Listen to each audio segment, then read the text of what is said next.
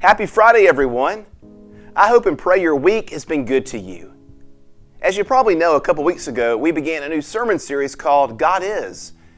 We're taking a closer look at the character of God and how we come to understand God. Seeking to know more and more about the character of God can lead us to live a stronger and more faithful life as we seek to be the hands and feet of Christ. The first week we talked about how God is life. God is the giver of life. And then last week we talked about how God is holy. Discovering God's holiness is vital to our faith. Because God is holy and God is within us, we are therefore holy too. We are God's holy ones, sacred and set apart to be part of God's redemptive work in the world. For this coming Sunday, August 30th, God is trustworthy. Depending on which translation of the Bible you're using, the word trust or trustworthy appears around 200 times in Scripture. But its meaning and its significance runs all the way from Genesis to Revelation. We might define the word trust as to place confidence in, to rely on someone or something.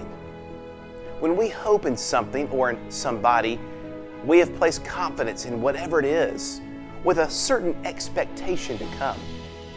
It's an election year, and oftentimes we choose to vote for the candidate that we believe we can rely on the most, that we can trust the most to look after what we value the most. But trust doesn't always come easy, does it? People, things, and situations let us down, and we can quickly and easily lose trust in others. Or on the flip side, we can let others down, and they lose trust in us. Neither feels good.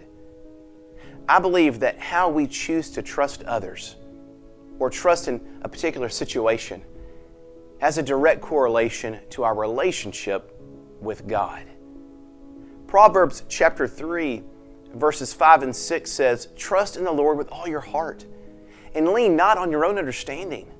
In all your ways acknowledge Him, and He will make your paths straight." I love that. That was actually from the NIV Bible. But one thing I love to do is to look up verses in other translations.